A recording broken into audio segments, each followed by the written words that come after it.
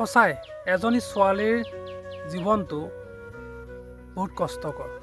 মাকৰ ঘৰৰ পৰা এখন ঘৰলৈ বিয়া হৈ যোৱালৈকে বহুত কষ্টৰ সন্মুখীন হ'বলগীয়া হয় একোজনী ছোৱালী। মাকৰ ঘৰতে তাই আধা বয়স গুচি যায়, কাম শিকোঁতে, পঢ়া শুনা কৰোঁতে। আৰু তাৰ পিছতো যদি অকণমান আজৰি সময় পায়, মুক্ত মনে তাই কেতিয়াও বিচৰণ কৰিব নোৱাৰে।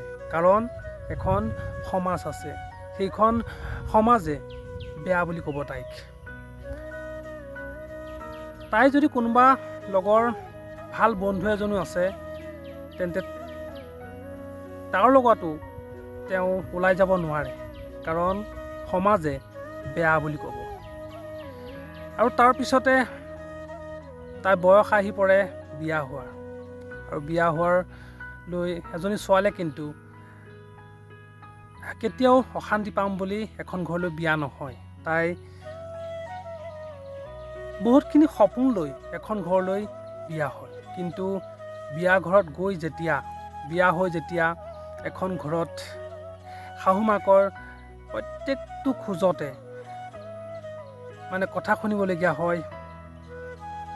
আৰু তাৰপিছত যদি ৰাতি আপোনাৰ গিৰিয়েকে মাল খাই আহি তাইক নানা অত্যাচাৰ কৰে, ভালকৈ খাব নোৱাৰে, ভালকৈ শুব নোৱাৰে।